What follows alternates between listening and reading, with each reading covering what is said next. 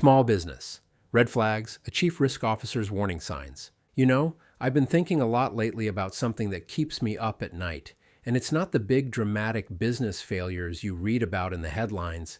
It's the small stuff, the red flags that entrepreneurs miss until it's too late. So here's the thing. I'm Scott Lindsay, and look, I've been around the block more than a few times when it comes to risk.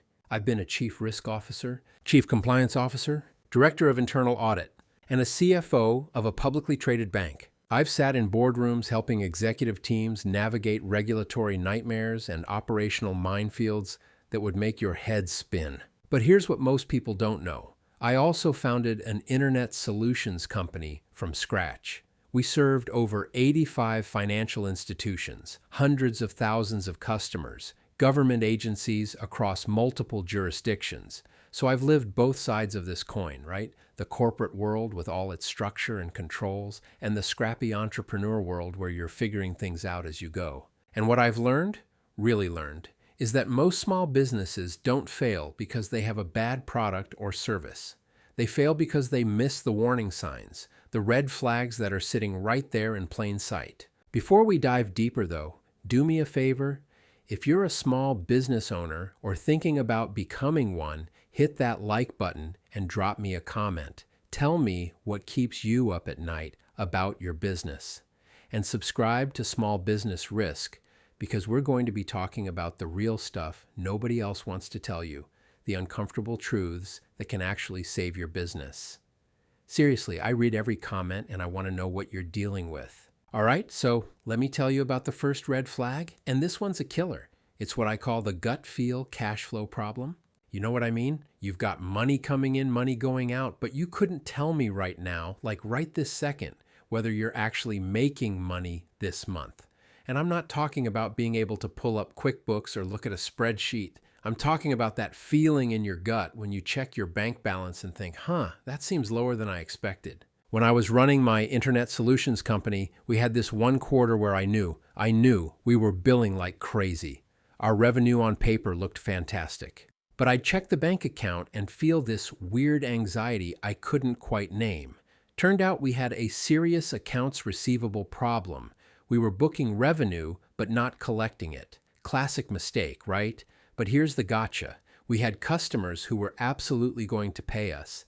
They were good for it, but they were paying on 90-day terms while our own vendors wanted payment in 30. That timing gap? That'll kill you. It doesn't matter if you're profitable on your P&L if you can't make payroll next Tuesday. So the risk here, and this is critical, the risk isn't just running out of money. The risk is that you make decisions based on feeling instead of data. You think you're doing great because you're busy, or you panic because the account looks low, even though you've got receivables coming in. You start making reactive decisions. Maybe you take on a client you shouldn't. Maybe you cut a cost that you actually need. Maybe you delay paying a critical vendor and damage that relationship. Here's what you need: a real cash flow forecast, not a complicated one. Just something that shows you what's coming in and going out over the next 90 days. Update it weekly. I'm serious, weekly.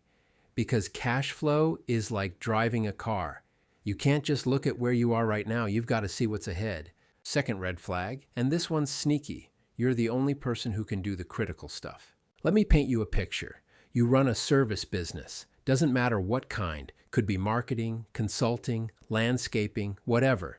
And when a customer has a problem or a question, they call you. When something needs to get approved, it goes through you.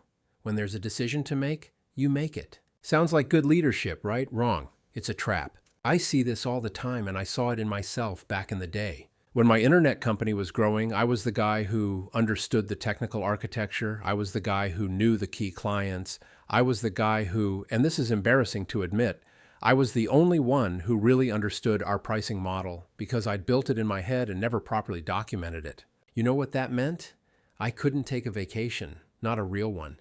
I'd be sitting on a beach somewhere and my phone would blow up because something needed Scott's approval. And look, part of me liked that. It felt important, needed, but it was slowly killing the business's ability to scale. The risk? Burnout, obviously. But the bigger risk is what I call key person dependency. If you get sick, if you need to step away for a family emergency, if you just want to, I don't know, have a life, the business grinds to a halt. And here's the really scary part. Potential buyers or investors can smell this from a mile away. If the business is just you in a fancy hat, it's not really a business. It's a job you own. What you need to do, and I know this is hard, you need to systematize and document every critical process, every decision framework, every piece of tribal knowledge in your head needs to get out of your head and into some kind of system. Could be a job aid, could be standard operating procedures, could be video training. I don't care what format. But if you got hit by a bus tomorrow, could someone else run this thing? Really think about that. Third red flag, and this one hits different. You don't actually know your real margins. Oh man, this is where I see businesses bleed out without even knowing it. They think they know their margins. They'll tell you, yeah, we make about 30% on our projects. But when you dig in, and this is what I used to do as chief risk officer, I dig in. The real margin is like 12% or worse. Here's how it happens. You calculate your price based on direct costs, materials, maybe direct labor, that's it. But you forget about, well, everything else. The time you spent redoing that one part because the client changed their mind. The software subscriptions you need to deliver the service, the insurance, the rent that's allocated to that project, the administrative time to manage it, the customer support after delivery. I'll give you a real example. When I was working with financial institutions, we had one bank, nice regional bank, good people. They offered a small business lending product. They thought it was profitable. On paper, the interest rate minus their cost of funds minus expected defaults looked great, but nobody had factored in the actual cost to originate and service these loans. The underwriter's time, the loan officer's commission, the technology systems, the compliance reviews, the reporting requirements, the collection costs when things went south. When we did the actual math, they were not as profitable as they thought for 3 years and needed to adjust their pricing structure immediately. The risk here is you're working your tail off to generate revenue that's actually destroying value. You're getting busier and broke at the same time. And because revenue is growing, you think everything's fine. It's insidious. So what do? You need to understand your fully loaded costs. And I mean fully loaded. Track your time honestly, not what you think it should take, what it actually takes. Include overhead allocation. Include the cost of rework and customer service. Include everything. Then look at your pricing. You might find you need to raise prices. You might find you need to fire some customers or products. Both are okay. What's not okay is flying blind. I'm curious, are any of these hitting home for you? Because if they are, I want you to do 2 things. First, comment below and tell me which red flag you're dealing with right now. Be honest, this is a judgment-free zone. We're all figuring this out together. Second, make sure you're subscribed and hit that notification bell because next week we're going to talk about more small business risks. Now let's talk about the 4th red flag. Your customer concentration is terrifying and you don't even realize it. Here's the thing. When you're starting out, landing that one big client feels like winning the lottery. Finally, steady revenue. You can plan, you can breathe. And I get it, I really do. When my internet solutions company landed our first major financial institution as a client, I was over the moon. They represented probably 40% of our revenue in year 2. And you know what? It felt great until it didn't. Because here's what happens with customer concentration. You start making decisions based on keeping that one client happy. Not based on what's best for your business, but based on what they want. They ask for custom features? You build them, even if nobody else will ever use them. They want special pricing? You give it to them because losing them would be catastrophic. They want your attention 24/7? You give it. You become their captive, not their vendor, and they know it. I watched this play out with a manufacturer I worked with. They had one customer that represented 65% of their revenue. 65%. And that customer knew it. Every contract negotiation was brutal.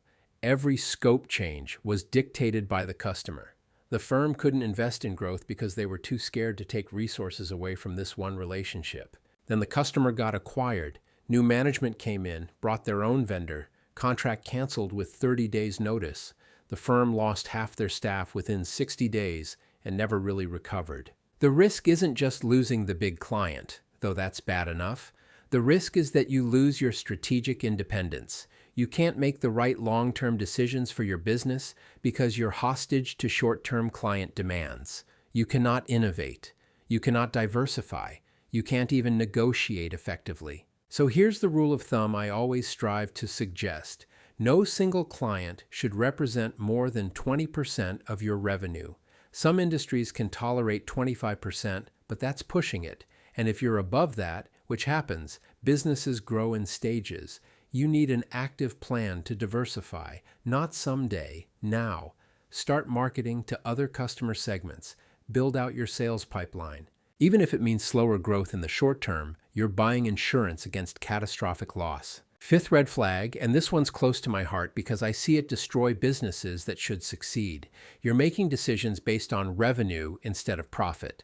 Let me tell you what this looks like. You get excited because you landed a $100,000 contract. Boom, big number. You tell your spouse, you tell your team, maybe you celebrate a little, but you never stop to ask, what's it going to cost me to deliver that $100,000? I was consulting with a digital marketing agency, good people, talented team, and they were so proud of their growth. Revenue up 40% year over year, except they were barely breaking even. Why? Because they kept taking on clients that required tons of customization. High revenue, but the cost to deliver ate up almost everything. One client wanted weekly video content. Sounds great, right? Nice retainer. But they didn't account for the fact that their video editor would spend 15 hours a week just on that one client. When you divided the retainer by the actual hours invested across the whole team, they were making less than minimum wage on the work. The risk here is what I call busy broke syndrome. You're working harder than you've ever worked. Revenue is growing, but you're not making any money. And worse, you're probably turning down more profitable opportunities because you're too busy with unprofitable ones. Here's the mindset shift. Revenue is vanity, profit is sanity, cash is reality. That's not just a catchy phrase. It's how you need to evaluate every decision. Before you say yes to new business, before you launch a new product, before you hire someone, ask yourself, will this increase my profit or just my revenue? And look, sometimes you take lower margin work strategically. Maybe it's a foot in the door with a dream client. Maybe it's portfolio building. I'm not saying never do it. I'm saying do it with your eyes open, with a plan, and with a timeline. Don't just drift into low margin hell and wonder why you're exhausted and broke. Sixth red flag, your financial controls are basically non-existent. Now, I know this sounds boring. I can see you glazing over already, but stay with me because this is where businesses get absolutely destroyed, not by bad strategy, but by fraud, theft, or just plain sloppiness. When I was director of internal audit, you know what I found over and over? Smart people running businesses with poor or non-effective financial controls. And I'm not talking about complicated segregation of duties matrices or SOX compliance. I'm talking basic stuff. One person has access to everything. They can write checks, approve invoices, reconcile the bank account, everything. And you trust them. They're loyal. They've been with you from the beginning. Yeah, well, we have all heard of news stories about that loyal employee who embezzles $300,000 over 5 years. Nice person. Everyone loved them. And they were stealing the whole time, little by little, because they could. Because nobody was checking. Or here's another one. You don't reconcile your accounts regularly. You kind of glance at the bank balance, but you're not actually matching transactions, looking for discrepancies, making sure everything ties out. So when your payment processor starts double charging your customers and refunding only once, you don't notice for 3 months. By the time you catch it, you've got angry customers and a mess that takes forever to clean up. The risk is twofold. 1, you're vulnerable to fraud, internal or external. 2, you don't catch errors and inefficiencies until they're massive problems. What you need? Basic separation of duties wherever possible.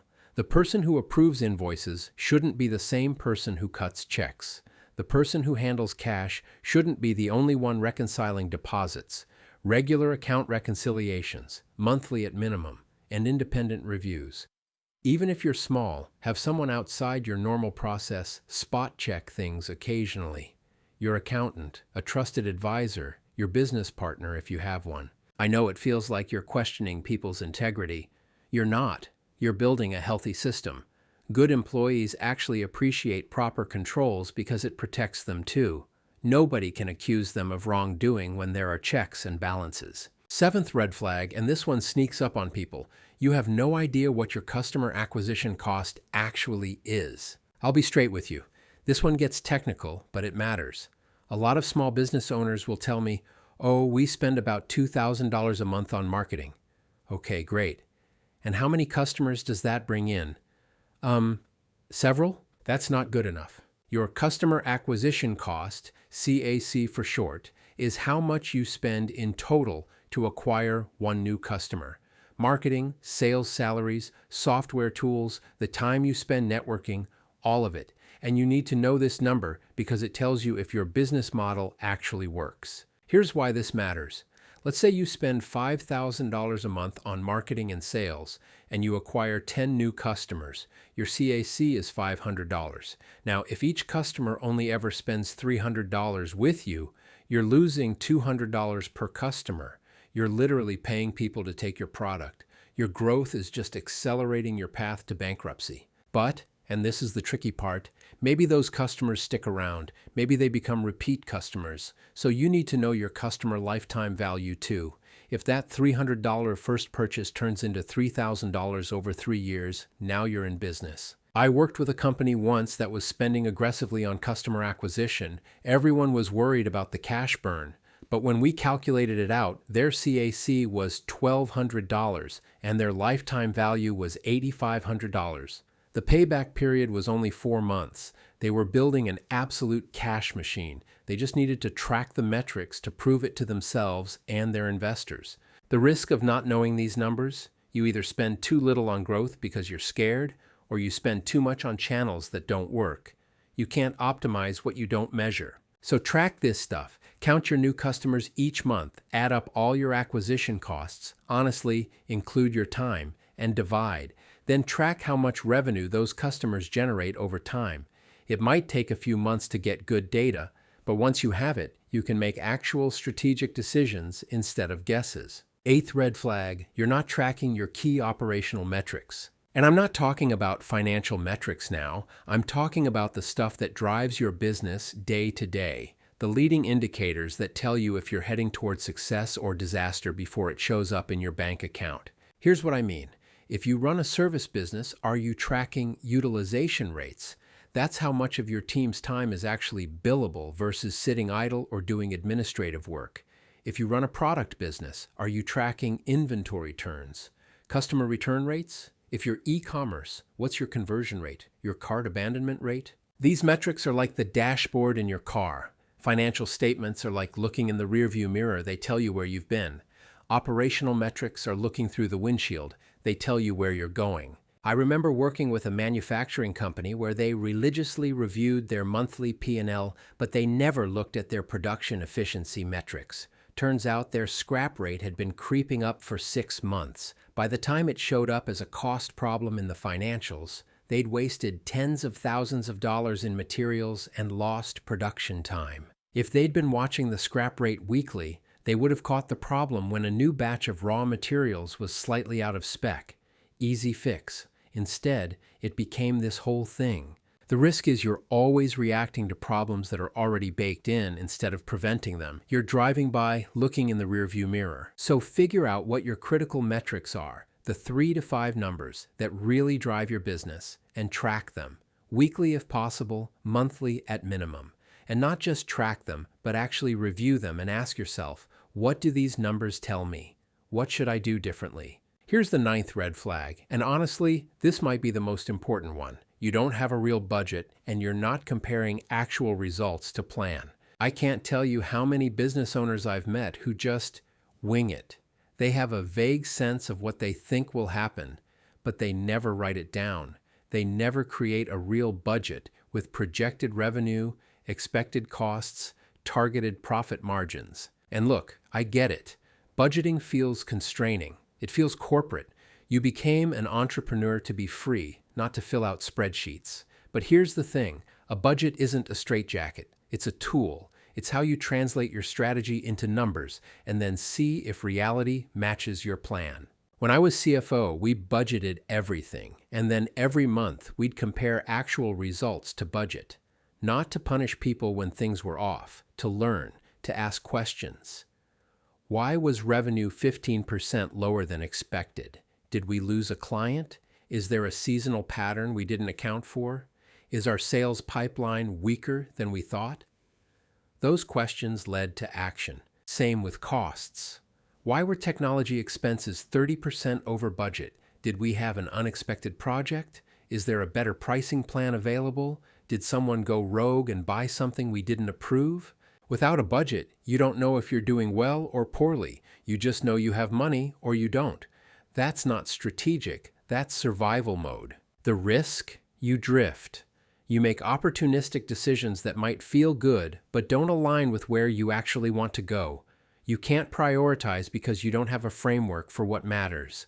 And when things go wrong, and they will, you can't diagnose the problem quickly because you don't know what right looks like. Create a budget. It doesn't have to be perfect. Start with a simple one: expected revenue by month, major cost categories, target profit.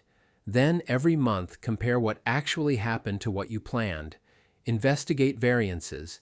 Adjust your plan as you learn. That simple discipline will transform how you run your business. Let me give you the 10th red flag. You don't have an emergency fund or access to emergency capital. This is the one that gets businesses during the inevitable rough patch, because there will be rough patches. A client doesn't pay on time, equipment breaks down, there's an unexpected regulation or tax bill, maybe there's a pandemic and the world shuts down for a year. Just theoretical stuff. And if you're running paycheck to paycheck as a business, you're one bad month away from disaster. I've seen businesses fail not because they weren't viable, but because they hit a temporary cash crunch and couldn't weather it. The rule I always operated under: you should have at least 3 months of operating expenses in cash reserves. 6 months is better. I know that sounds like a lot. When you're starting out, it feels impossible, but build toward it. Even if you start by saving 5% of profit, then 10%, then 15%, build that cushion. And if you can't get there with cash, you need access to capital, a business line of credit, a relationship with a lender, something, before you need it. Because trying to get a loan when you're desperate is nearly impossible. Banks lend umbrellas when it's sunny, not when it's raining. The risk is obvious, but worth stating. Without reserves or access to capital, you're fragile. Any shock can kill you. And in business, shocks aren't a matter of if, they're a matter of when. Here's my final red flag, and it's the most personal one. You're sacrificing your health, your relationships, or your values for the business. I save this for last because it's not traditionally a risk management topic, but it is. Because if you burn out, the business fails. If your marriage falls apart, your focus falls apart. If you compromise your integrity to make a sale or cut a corner, it eats at you, and eventually it catches up. I've been there. When I was building my company, there were stretches where I worked 80-hour weeks. I missed family stuff. I was stressed all the time. And you know what? The business grew, but I was miserable. And the business suffered because I wasn't sharp anymore. I was making decisions from exhaustion, not clarity. You have to protect yourself. Set boundaries. Take real time off, not checking email on vacation. Real time off. Maintain your relationships. Exercise. Eat well. Sleep. I know it sounds like self-help nonsense, but it's practical business strategy. You are the most important asset in your business. If you break, everything breaks. And the values piece, this matters more than you think. If you compromise on what you believe in to chase revenue, you'll attract the wrong customers, build the wrong culture, and ultimately create a business you hate. I've seen people build successful businesses that made them miserable because the success came at the cost of who they wanted to be. The risk is you win the wrong game. You build a business that's profitable but hollow, or worse, you don't build it at all because you collapse before you got there. So look, here's where we are. These 10 red flags, they're not theoretical. They're the patterns I've seen over decades of working with businesses of all sizes, from startups to publicly traded companies. And the beautiful thing, they're all fixable. Every single one. You don't need to be perfect. You just need to be aware. You need to pay attention to the warning signs and address them before they become catastrophic. And here's the truth I want to leave you with. You don't need luck to succeed in business. You need knowledge. You need systems. You need to monitor the right things and make adjustments when the data tells you to. That's what risk management really is. It's not about avoiding risk, because you can't build anything without taking risks. It's about taking smart risks with your eyes open while managing the dumb risks that could kill you. So take a hard look at your business. Which of these red flags are waving at you right now? Pick one, just one, and fix it this week. Then pick another one next week. Progress compounds. You've got this. Build something strong. Build something that lasts. And most importantly, build something that serves your life instead of consuming it. I'm Scott Lindsay, and I'll see you in the next one.